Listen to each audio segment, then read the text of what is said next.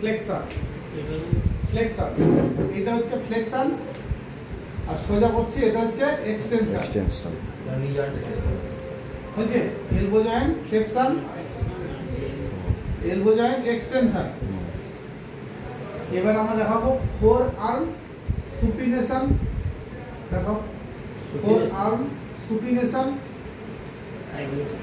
Four arm সুপিনেশন।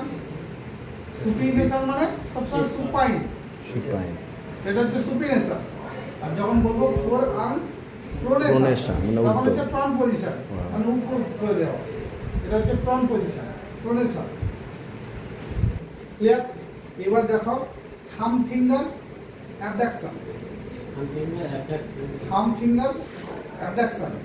Abduction মানে বাইরে, বাইরে যাওয়ার, বাইরে। থাম ফিঙ্গার অ্যাবডাকশন পুরো আঙুল হয়ে যাচ্ছে, পুরোটা সোজা থাকবে, শুধু থাম ফিঙ্গারটা সাইড হয়ে যাবে, অ্যাবডাকশন। আর থাম ফিঙ্গার অ্যাডাকশন।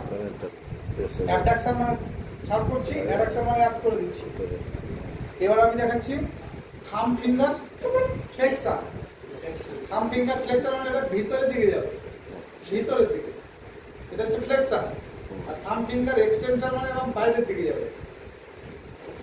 থাম ফিঙ্গার ফ্লেক্সন মানে ভিতরের দিকে, এক্সটেনশন মানে বাইরের দিকে। আর যখন বলবো counting of finger, counting of finger, তখন হচ্ছে এরকম। কাউন্টিং অফ ফিঙ্গার মানে এটা, বা দেখা যাচ্ছে opposition of finger. Counting of finger বলতে পারি, অথবা আমরা বলবো অপোজিশন অফ ফিঙ্গার, তখন এটা। এবার দেখাচ্ছি ফিঙ্গার অ্যাবডাকশন। হ্যাঁ, ফিঙ্গার অ্যাবডাকশন যখন বলবো তখন সব কটা ফিঙ্গার হচ্ছে অ্যাবডাকশন, আর অ্যাডাকশন বলতে তখন সব কটা অ্যাবডাকশন। দেখো এবারে রিস্ট জয়েন্ট আনলার ফ্লেক্সন। আনলার ফ্লেক্সন, হ্যাঁ, রিস্ট জয়েন্ট আনলার ফ্লেক্সন। আনলা কোন দিকে?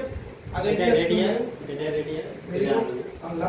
তাহলে এটাকে এই রাখছি, রেখে এটাকে এই রকম ধরাবো, এটাকে বলছি আমরা রিস্ট জয়েন্ট আনলার ফ্লেক্সন, অথবা একে আমরা বলতে পারি রিস্ট জয়েন্ট ল্যাটারাল ফ্লেক্সন বলতে পারি আমরা। এটা ল্যাটারাল ফ্লেক্সন বলতে পারি, অথবা আনলার ফ্লেক্সন বলতে পারি।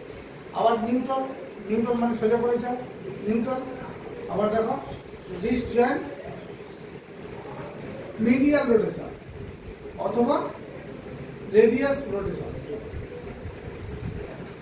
তখন সাইড দিকে চলে আসছে। এবার দেখো wrist joint flexion. Wrist joint flexion মানে পুরো এই চলে আসছে, রিস্ট জয়েন্ট ফ্লেক্সন। আবার নিউট্রাল রিস্ট জয়েন্ট এক্সটেনশন, মানে তখন সোজা extension. Wrist joint hyper extension, তখন আমরা হাইপার যখন বলবো তখন বেশি করে এক্সটেনশন করতে হবে, তখন এটাকে দিয়ে এইভাবে প্রেসার দিতে হবে। এটা হচ্ছে রিস্ট জয়েন্ট হাইপার এক্সটেনশন। এটা কি পেশেন্টের জন্য করতে পারি আমরা? এলবো, গলফার এলবো, এই পেশেন্টের জন্য এগুলো হচ্ছে করতেই হবে।